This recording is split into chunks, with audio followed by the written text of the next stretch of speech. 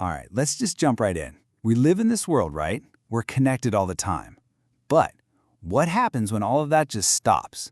I mean, the screens go dark, the cell towers are silent, and everything we count on to talk to each other, it's just gone. So, picture this. A big one hits. An earthquake, a monster hurricane, maybe the whole power grid just goes down. What's the very first thing you do? You grab your phone, of course, but there's nothing. No signal. The internet's gone. You are totally, completely cut off. And that's really the question, isn't it? When everything we just take for granted is suddenly wiped out, that silence, it's not just quiet. It's terrifying. Think about it. How is a fire department supposed to coordinate its trucks? How does an emergency manager get any idea of what's happening out there? And maybe the most important question of all, how do you even know if your family is safe? And you know, it's a massive domino effect. We're not just talking about not being able to post on social media. Without this stuff, your 911 call centers are basically islands. First responders can't talk to each other. The whole coordinated emergency response, it just fragments. It falls apart. You literally can't manage a disaster if you can't communicate. But here's the amazing thing. In that silence, there's a backup. It's this incredibly resilient, human-powered network that, well, it comes to life at the exact moment everything else has failed. And that is the world of auxiliary communications. Okay, so what is AuxComm, really? Well, let's be super clear here. This isn't just a bunch of hobbyists with radios. No way. It's a completely structured service. We're talking about trained volunteers who step in to give government agencies and first responders that crucial communication link. Basically, they become the bridge when all the other bridges are down.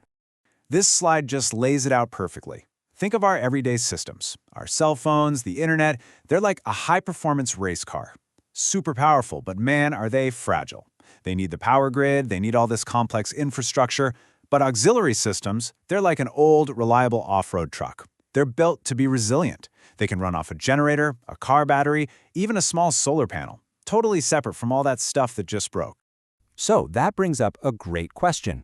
Who are these people? You know, the volunteers who are actually ready to answer that call.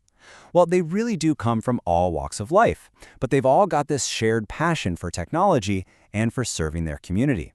And just look at this number, over 750,000. That's how many licensed amateur radio operators, or hams as they're usually called, we have in the United States alone. I mean, just let that sink in. This isn't some tiny niche hobby. It's a huge nationwide resource of people with some serious technical skills. And that quote really nails it. That's exactly what this group represents. For so many of them, it's not just a hobby that happens to be useful in a pinch. No, the public service part of it is a core piece of who they are as radio operators. They've got the gear, they've got the knowledge, and they are absolutely ready to serve. And this whole effort is incredibly organized. You got groups like AIRS, which stands for the Amateur Radio Emergency Service. They provide volunteer communicators to basically any agency that asks for help. Then there's RACES, the Radio Amateur Civil Emergency Service, which is a bit more formal. It's actually activated by the government itself. So the key takeaway here is that these folks aren't just showing up randomly. They're fully baked into the official emergency plans. But here's a really important point. Just having a license and a fancy radio, that's only the beginning. That's just step one. To be someone who's actually effective in a real disaster, you need some serious, specialized training. And this is really the core of it all. It's about a transformation. The training is what takes someone who's a hobbyist with technical skills and turns them into a professional volunteer. Someone who gets the protocols, who has the discipline, and who knows the procedures of an official emergency response. The good news is, there's a really clear path to get there. Yeah, it starts with getting your FCC license. That's kind of your ticket in the door. But the real work, that starts when you join a group like ours, start taking those core courses, and then, and this is key, you practice, practice, practice. You're in realistic drills right alongside police, fire, and other emergency managers. And a huge part of that training involves these FEMA courses. These are the absolute bedrock. They teach volunteers the official language of emergency response. The big one is the Incident Command System, or ICS. Basically, it's the standardized playbook that all the agencies use to coordinate, from your local fire department all the way up to federal teams. So when a volunteer knows ICS, they can walk into a chaotic emergency operations center and right away, they're an asset. They know the system and they know how to help. And really, when you get right down to it, that's what all this training is for. All the courses, all the late-night drills. It's all about building one thing: trust. An emergency manager has to know without a shadow of a doubt that the volunteer they're relying on is professional, reliable, and can handle passing life-or-death messages when the pressure is on. Okay, so after all that training, all that building of trust, what's the payoff? What does this actually look like in the real world? Well, when a trained and trusted AuxComm team gets deployed, the impact is frankly immediate and huge. They literally become the eyes and ears for the people in charge. They're out there relaying damage reports from cut-off neighborhoods. They're coordinating supplies for shelters.